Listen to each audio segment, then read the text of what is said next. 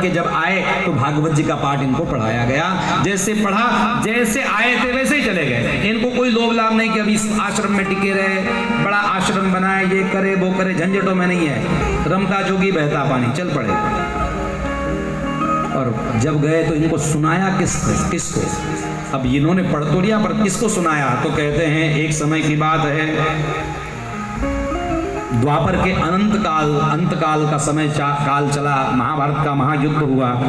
उस महाभारत के युद्ध के मध्य में भगवान नारायण ने ऐसी लीला की कि समग्र लीला को समापन करने के लिए भगवान ने कौरवों और पांडवों के युद्ध का महाप्रयाण कराया। देखो कृष्ण की लीला बड़ी विचित्र है। भगवान शांतिदूत बन के किसके पास गए? दुर्योधन के पास, है ना। भगवान शांतिदूत बन के गए दुर्योधन के पास और दुर्योधन को कहा कि भैया युद्ध मत करो, युद्ध की विभीषिका बड़ी भयंकर है, युद्ध कईयों का विनाश कर देता है। लेकिन उसने कहा सुचक्रे नहीं बदास्यामि विना युद्ध न केशव, बिना युद्ध के मैं सूची के अग्रभाग इतनी जगह भी नहीं दूंगा। अब इधर उल्टे तरफ चले आओ, मैदान में, रण मैदान में अर्जुन महाराज कहते भगवान ये तो मेरे दादाजी है, वो तो मेरा भाई है, ये तो मेरा चाचा है, मैं युद्ध नहीं करना चाहता हूं, ये धनुष्बाण एक तरफ। भगवान ने कहा है मां क्लेब्यम, नपुंसकता को छोड़, उठा धनुष और बाण, चला, क्योंकि मैं काल हूं, तू तो मारने वाला है और मैं उसको संग्रहण करके अपने मुखारविंद में कब से ले चुका हूं। मैंने इनकी मृत्यु का दिन सुनिश्चित कर दिया है, मैंने इनका समय काल सुनिश्चित कर दिया है, बाण वस्तु में चलाना है। तो भगवान का मामला बड़ा विचित्र है, उसको समझना पड़ेगा तुम्हें। कृष्ण एक तरफ युद्ध को रोकने वाले कृष्ण हैं, शांतिदूत बन के दुर्योधन का कहते युद्ध मत कर। क्यों? क्योंकि उसके पीछे का कारण है कि जो जिससे युद्ध वो करना चाहता है वो धर्ममय है, धर्म के विरोध में कोई युद्ध नहीं होना चाहिए। और भगवान जिसके प्रति बाण चलवाना चाहते हैं कहते भले तेरे दादाजी हैं भीष्म पितामह, लेकिन अभी पक्ष में किसके हैं? अधर्म के पक्ष में हैं। तो अधर्म का पक्ष विनाश करने के लिए युद्ध करने की आवश्यकता पड़ जाए तो अपने को भी नहीं छोड़ना चाहिए, भगवान की आज्ञा है। इसलिए भगवान की लीला समझनी पड़ेगी, कब धनुष बाण उठाना है और कब धनुष बाण रखना है। ये भगवान की लीला है, भगवान को समझना पड़ेगा। तो भगवान इस युद्ध के रणांगण में सभी मारे जा चुके हैं, दुर्योधन धाराशायी हो चुका है, गदा युद्ध में उसकी जंघा को तोड़ा गया है और जंघा को तोड़ने के पश्चात में महाकाली भद्रकाली बनी हुई श्री द्रौपदी जी ने अपने केश का सिंचन कर करके उस केश को धोया है, क्योंकि उसका प्रण ही था जिसकी जंघा पर बैठाने की बात की गई थी। उसकी जंघा का रक्त जब तक मैं अपने केश में न लगाऊंगी तब तक मैं ये बाल हमेशा खुला रखूंगी, इस केश को मैं उसके रक्त से ही धोऊंगी। ये भद्रकाली का अवतार है, ये भगवती का अवतार है। देवी भागवत आप श्रवण करोगे तो द्रौपदी जी को भद्रकाली के रूप में संसार में प्रकट करके लाया गया है। नहीं अगर द्रौपदी होती तो महाभारत का युद्ध नहीं होता। तो केश खुला कर करके वह भी महाकाली का रूप धारण करके बैठी रही और तब कौरवों का रक्तपात हुआ, रक्त को लगा कर करके वो स्थिर थी। लेकिन दुर्योधन अंत श्वास गिन रहा है, सांस गिनते गिनते उसी समय अश्वत्थामा है। अश्वत्थामा ने कहा तुम्हारी कोई इच्छा कामना हो तो बताओ। कहा कि मेरी और कोई कामना नहीं, पांचों पांडवों में से एक का मरा मुंह देख को भी कम से कम देखना चाहता हूँ। बोले 5 के 5 ले आऊं तो क्या बात है? बोले अरे भैया सब मारे गए, उसमें एक का बाल बाका नहीं हुआ और तू 5 की बातें करता है, तू एक का तो ले आ तो बात मान जाए। तो उसने सोचा काक उलूक तंत्र उपयोग करना बढ़िया है। कौवा दिन में आक्रमण करता है और उल्लू रात में आक्रमण करता है, तो दिन में तो हम जीत नहीं पाएंगे, रात्रि का काम प्रयोग हो सकता है, सोए रहेंगे तो उनकी गर्दन उड़ा दी जाए। शिविर में गए पर जाको राके साइया, मार सके ना कोई, बाल न बाका कर सके जो जग बैरी होए। द्रौपदी की पुत्रों का मरण लिखा हुआ था, मरण तो सबका है, लेकिन जिस समय जिसका मरण लिखा था भगवान ने द्रौपदी के 5 पुत्रों को वहां शयन कराया। 5 पांडव समझ करके डर के मारे उसने चद्दर उठाने का भी यत्न प्रयत्न नहीं किया कि जरा मुंह खोल के देखूं कि कौन सोए हैं।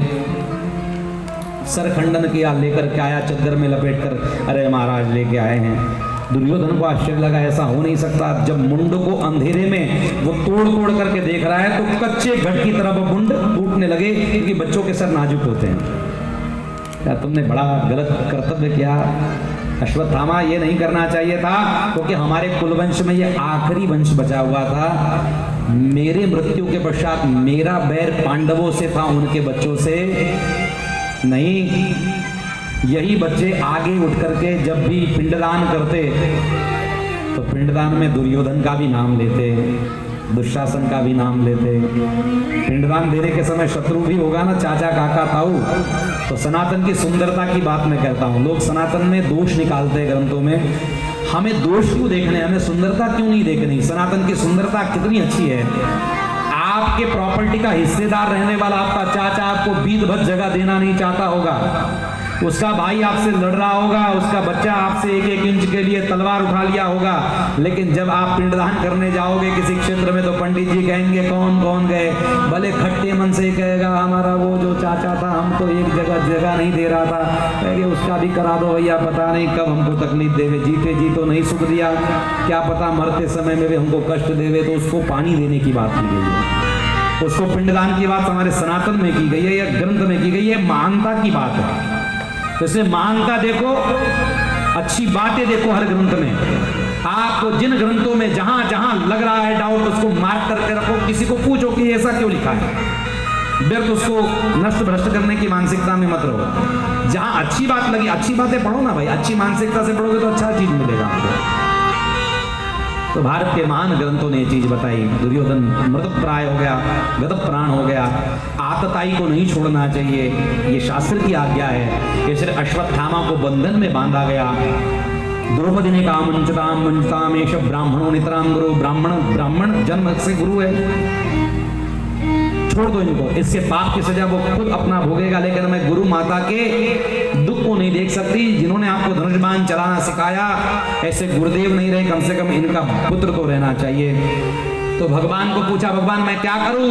भीम कहते हैं नहीं, पुत्र हंता को महापापी कहा गया, महाआताताई कहा गया, उसको मारने की आज्ञा शास्त्रों ने की है, चाहे वो कोई भी हो। तो अर्जुन अब विस्मित अवस्था में, मैं करूं तो क्या करूं? भगवान ये कहते हैं कि मार दो, द्रौपदी कहती है छोड़ दो, जिसने जन्म दिया है बच्चे को, जिसके बच्चे मर गए, वो मां कह रही कि छोड़ दो, मैं करूं तो क्या करूं? भगवान ने कहा तूने गीता का अध्ययन किया है, तू मेरा शिष्य है, इसलिए तुझे समझ करके निर्णय लेना चाहिए, तू इसे मार भी दे और छोड़ भी दे। भगवान की आज्ञा हुई, मार भी दे और छोड़ भी दे। क्या है मारना और छोड़ना? किसी महान व्यक्ति का, किसी गरिमामय व्यक्ति का, किसी सम्माननीय व्यक्ति को धक्का मार देना ही उसकी मृत्यु है, उसका अपमान कर देना ही उसकी मृत्यु है। तो इसलिए अश्वत्थामा की शिखा, ब्राह्मण की शिखा ही तेजस्विता होती है, शिखा को काट दिया गया, अपमान कर दिया गया और मुंडन कर करके तत्पश्चात में माथे का मणि निकाल करके भगवान ने धक्का मार करके निकाल दिया, ताकि चलो तुम इस सभा के अंदर रहने योग्य नहीं हो।